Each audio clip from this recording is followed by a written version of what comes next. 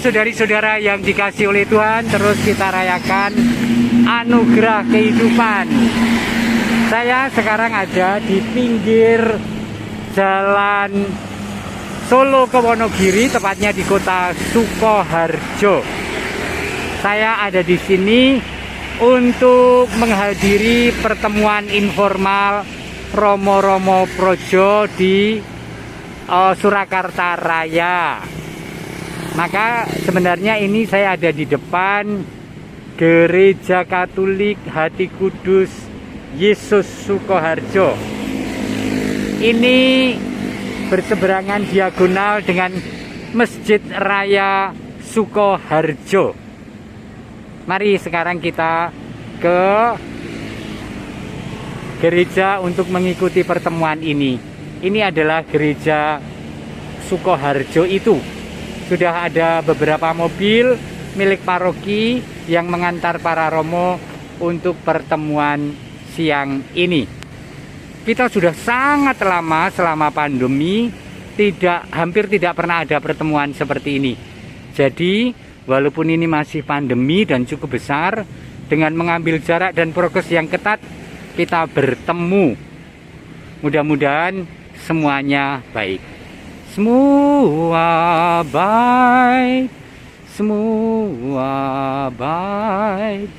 Apa yang telah kau perbuat di dalam hidupku, semua baik, sungguh teramat baik.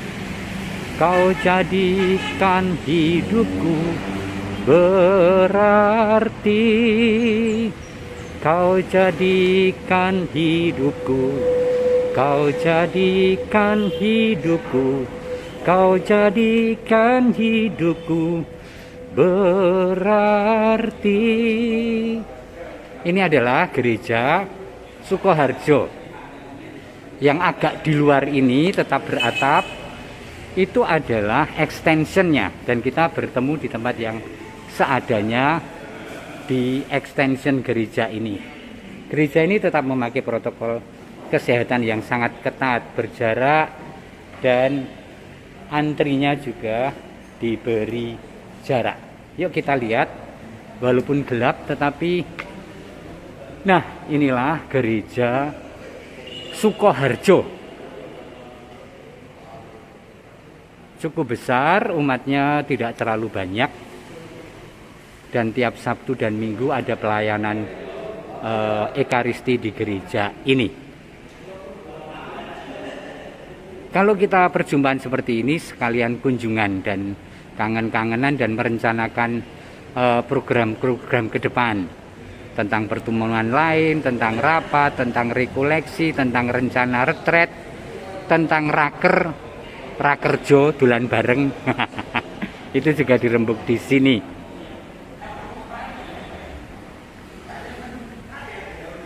Saya ingin menarik perhatian Anda untuk ini, ada sumbangan untuk kaum difabel. Jadi paroki-paroki yang membutuhkan boleh mengambilnya untuk umatnya. Dari kevikepan pasti ini juga sumbangan dari kebaikan banyak orang, dan ini adalah romo-romo yang hadir. Ada Romo Nanung, ya. Ini Romo Koko yang ahli eko enzim. Ini Romo Supri Purwowardayan. Ini Romo Wignyo di Danan. Ini Romo Nunung di Danan. Nah, Romo Bambang Jumapolo, Romo Ngatmo Sragen, Romo Pikep, semua tahu Romo Budi Haryono. Romo Budi, aku ketemu umatmu sing neng Cawas. Anu gadoke wedhus to. Wah, memberi kesaksian apik banget. Iki Romo Dani sing ra seneng di shooting ya kan. Romo Minarto Mojosongo, Romo Haryono Solo Baru tukang pit. Sok ngepit. Ini Romo Sajiono tuan rumah. Keren. Nah, kita mau ngobrol dan berembuk tentang banyak hal seperti itu. Kolasi bisa diagendakan, dicatat.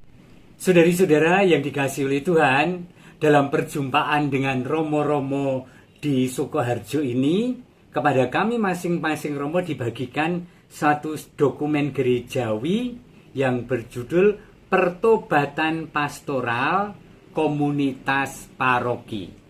Pertobatan Pastoral Komunitas Paroki. Nah, instruksi pertobatan pastoral komunitas paroki dalam pelayanan misi evangelisasi gereja. Kurang lebih saya menangkap begini. Ini adalah sebuah instruksi.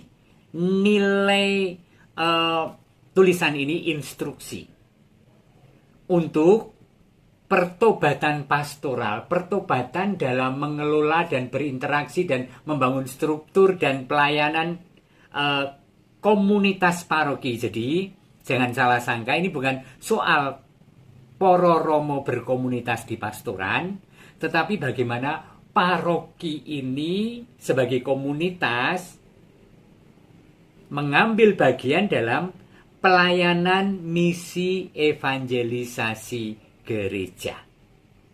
Bagaimana setiap komunitas paroki sebagai komunitas beriman itu mengambil bagian dalam perutusan Allah. Apa itu?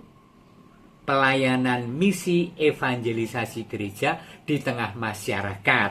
Itu konteksnya. Nah, ketika saya membuka halaman demi halaman, saya langsung tertegun pada beberapa artikel awal, beberapa alinea awal. Maka saya tidak akan mengulas, saya juga belum mudeng.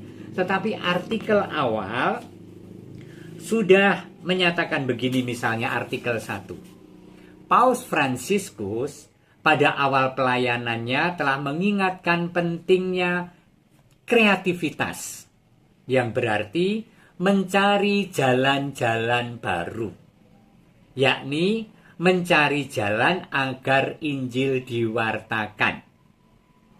Untuk itu Bapak Suci menyimpulkan, gereja juga kitab hukum kanonik memberi kita banyak kemungkinan, banyak kebebasan untuk mencari hal-hal itu.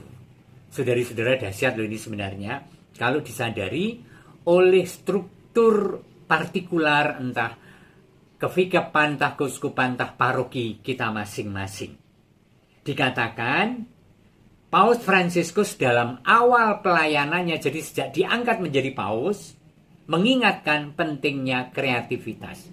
Yang namanya kreativitas itu dari kata kreasi, create, menciptakan. Dan kalau menciptakan itu baru, maka yang harus langsung didudah, yang harus direfleksikan pertama-tama adalah struktur baku yang sangat mungkin menjadi beku, sehingga seolah-olah kebenaran itu hanya pada struktur yang diakui dan bukan pada kreasi-kreasi yang seringkali tidak terwadai oleh struktur mapan.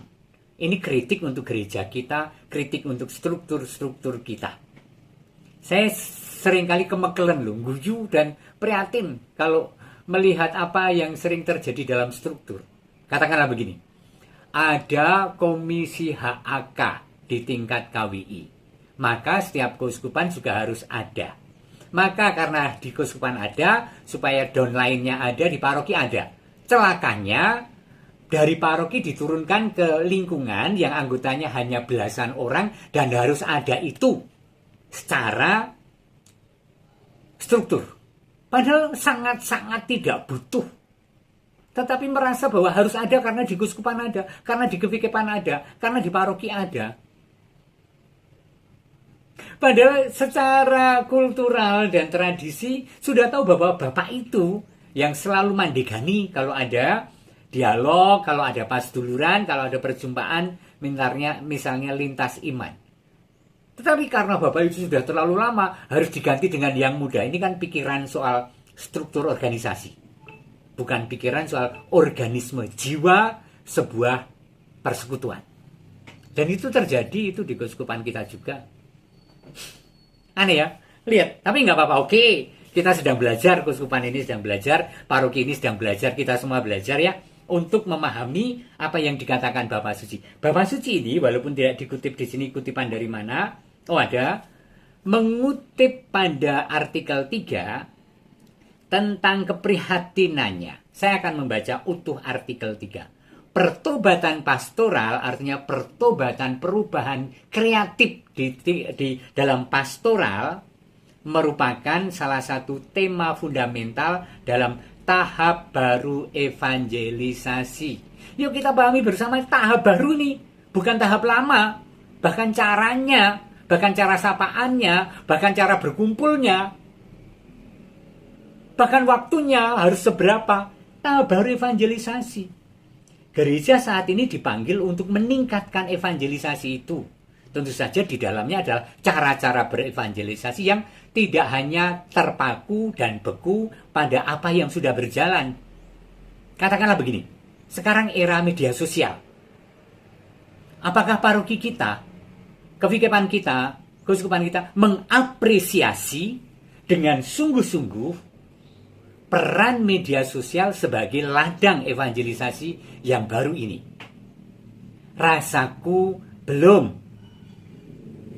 Agar komunitas-komunitas Kristiani selalu semakin menjadi pusat-pusat penggerak bagi perjumpaan dengan Kristus. Dan untuk itu Bapak Suci mengusulkan bahwa ini penting karena ini juga ada dalam artikel dalam artikel 49 Gaudium Evangelii yang rasaku itu tulisan Bapak Suci sendiri. Sementara beberapa dokumen yang lain memang munculnya atas nama Bapak Suci tapi ditulis tim ahli tentu saja. Kayaknya ini juga bukan tulisan beliau sendiri, tetapi mengutip tulisan beliau.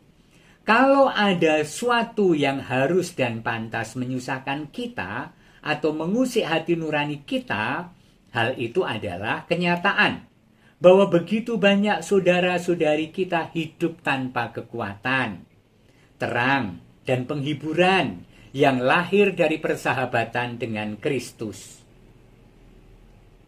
Tanpa komunitas iman yang mendukung mereka, tanpa makna dan tujuan hidup. Itu keprihatinan kita bahwa ada banyak orang tanpa komunitas yang memberi kegembiraan dan meneguhkan.